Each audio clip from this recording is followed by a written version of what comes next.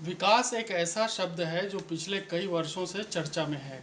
बीच में विकास गायब हो गया था, ऐसा कहा जा रहा था। विकास गायब नहीं हुआ था, बल्कि यही है।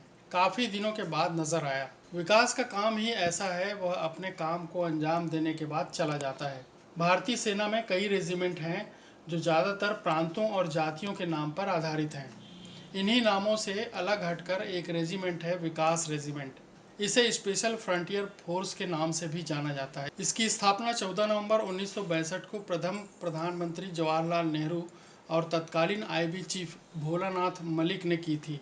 तब से विकास रेजिमेंट अपने मिशन को पूरा करता आ रहा है। हरफनमौला और किसी भी परिस्थिति में मिशन को पूरा करने की कड़ी ट्रेनिंग लेने वाले इस रेजिमेंट के जवानों को अमेरिका में ट्रेनिंग दी जाती है। ये ऐसे कमांडो की रेजिमेंट है जो विषम परिस्थितियों में भी मिशन को सफलतापूर्वक पूरा करती ही हैं। हाल ही में इस रेजिमेंट ने अपने एक मिशन को पूरा किया है।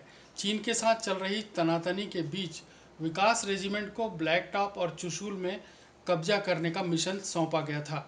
इस जगह पर चीनी सेना के पहुंचने से पहले विकास रेजिमेंट के जवान पहुंचे और आसपास के चीनी सेना के टेंटों और अन्य सामानों को उखाड़ फेंका और चीनी सेना को खदेड़कर भगा दिया। अब वहां पर भारतीय सेना का कब्जा हो गया है। जो काम चीनी सेना अब तक करती आ रही थी, वही काम अब भारतीय सेना ने शुरू कर दिया है।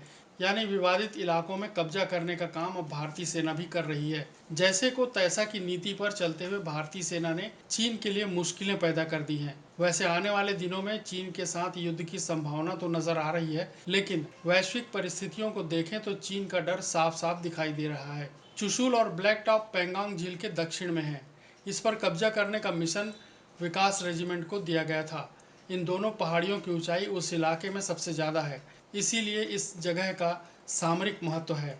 यहाँ चीन की सेना कब्जा करने के इरादे से पहुंची थी, लेकिन इसके पहले ही विकास रेजिमेंट के जवानों ने वहां पहुंचकर चीनी सेना को खदेड़ दिया।